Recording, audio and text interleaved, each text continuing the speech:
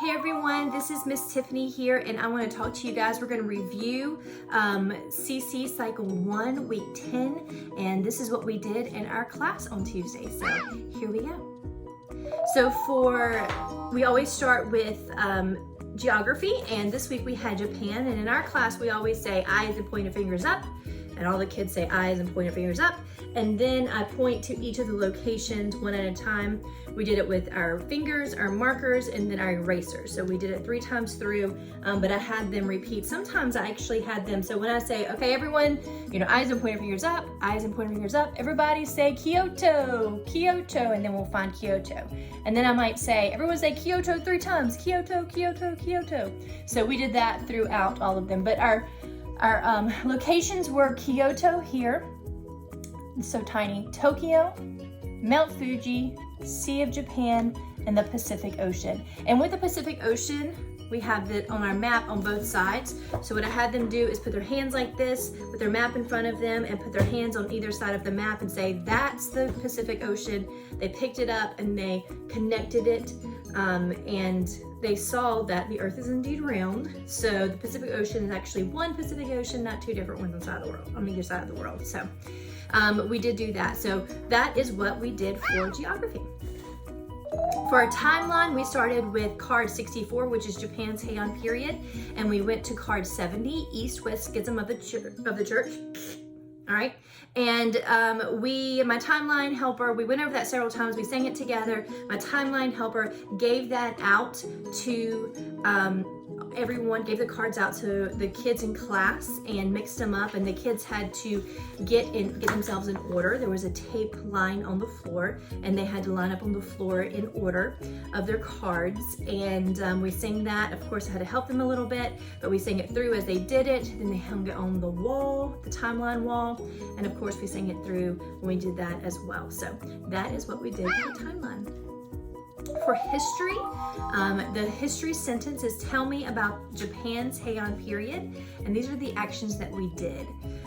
Okay, so it says around 794, Japan's, so put your palm up and do a J, Japan's emperors, arm up, can't see me, emperors moved to Heian, down here, so you have your arm down here, present day Kyoto. So now, pointing to now, Kyoto. Present day Kyoto. The Heian, so a passage of time, the Heian period ended. So the Heian period ended in the 12th century when civil war gave control to military commanders called shoguns. So we're going to pull out our sword. Pull out your sword, put it in the air, and then twist it like this for guns. So shoguns, but you're excited, okay? For show, which called shoguns. In a feudal system where knights, so hands on hips, where knights called samurai protected, big muscles, protected wealthy landowners, like that, okay? So let's do that all together real quick. Let me back up a little bit. All right, here we go. All right, so around 794, Japan's emperors moved to Heian, present day Kyoto. The Heian period ended in the 12th century when civil war gave control to military commanders called shoguns. In a feudal system where knights called samurai protected wealthy landowners. All right, so that's what we have for history. For math, we did squares, and we simply just jumped for this. The kids enjoy that, I think. And so what I did is the numbers are on the board. I went over the numbers a couple of times, and I circled a few of the numbers. We sang it through. Now remember, the song actually sings it through twice. So I think we ended up singing the song a total of 3 times because that took care of it for us.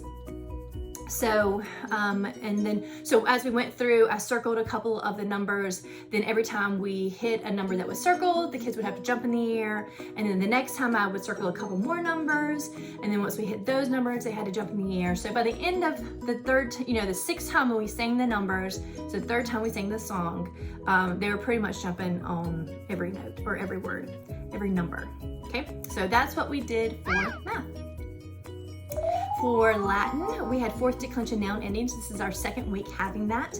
And we just did the same thing we did before. We did head, shoulders, hips, knees, and toes. So as we sing that with the app song, we did head, shoulders, hips, knees, and toes. And we did us, oos, ooey, ooh. All right, and then for plural, we did oos, oos, ibis, oos, ibis. So that was our Latin. For English, we continued with our prepositions, and our prepositions are through, throughout, to, and toward. So what we did for these actions is we did through, just like you're going through, swimming through, throughout, okay? So through, throughout, to, pointing to something, and you're going towards it, okay? So through, throughout, to, toward. And we did that fast, we did that slow, we did that in a whisper, and we did that really loud. And you can say, you can do that piano, or you can do it forte, however you want to do it, to bring in some of those other grammar terms, those terms that we learned last week in fine arts. So that's it for English. For science, we have what are some leaf shapes. Some leaf shapes are linear, oval, lobed, cleft, scale-like, and needle-like. So we drew a line, a linear line, linear, oval, lobed, cleft, like a cleft chin, scale-like, like scaly skin, scale-like, and needle-like. All right, so linear, oval, lobed, cleft, scale-like, needle-like. Those are some parts, some leaf shapes. So that is what we did for science. For hands-on science, we got to look at OwlScat. Fun. A lot of fun. So for those of you who don't know, I'm a little bit of a germaphobe, but that's okay. That's okay. Not OwlScat, I'm sorry, owl pellets. So they actually regurgitate them. They don't, it's not scat.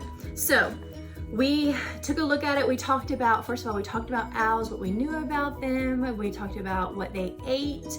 We compared them to other birds. And then we just took a look at, it was actually kind of cool because we had a sheet that actually identified the different bones or the different pieces that we might find in the owl pellet. So it was like this. So each kid had one of these. And we were actually able to identify, as we pulled apart this pretty much hairball, as we pulled this thing apart, it was a lot of different pieces like this, a lot of different bones and stuff. So it was all the parts that the owl could not digest, so it regurgitated it. So we actually, in ours, and I think a lot of them found a rodent, so we found these two pieces. I think we found some pieces of the front leg right here. We found the back leg. And I think we found some ribs as well. So it was pretty interesting actually when it was all said and done to be able to find this. I wish we'd had more time for this. So that's what we did for owls. And it was pretty cool because we talked about how God uses the owl. We always like to tie everything into how God created the owl for a purpose and just the beautiful things that God does in his creation. But we talked about the owl and how God created this ability for the owl to actually create an owl pellet. So instead of having to go through its body, it actually regurgitates it. It seems disgusting, but it's necessary. So just especially once we got into and we saw what was inside of it. So that's what we did for hands-on science. For hands-on fine art, we carried on with Tin Whistle, and I actually gave them, hopefully you guys got to see it. I actually gave them one of these. We talked about rhythm. We talked about the whole note. So here I have a whole note. I'll put a whole note here. Let me back up. We identified some new terms here, new grammar. We talked about staff last week, but we talked about these are bar lines, right? And then between the space is a measure. All right, so we talked about in each measure, like in the first measure, we put a whole note, and because it's a whole note, it fills up the whole measure. In the next measure, we put a half note. How many half notes make up a whole note? It's 2, so we put 2 half notes here. Same thing for the quarter, 4 quarter notes, and then of course here we put 8 quarter notes, and it all worked out well. The kids used stickers to I drew this on the board, the kids used stickers to recreate those notes on the staff. So that was a lot of fun. So that's what we did in Fine Arts. Next week, we're going to talk about the names of the notes and all that kind of stuff. So that'll be fun as well. So yes, so I think that's it for CC Cycle 1, Week 10. And you guys have a wonderful week.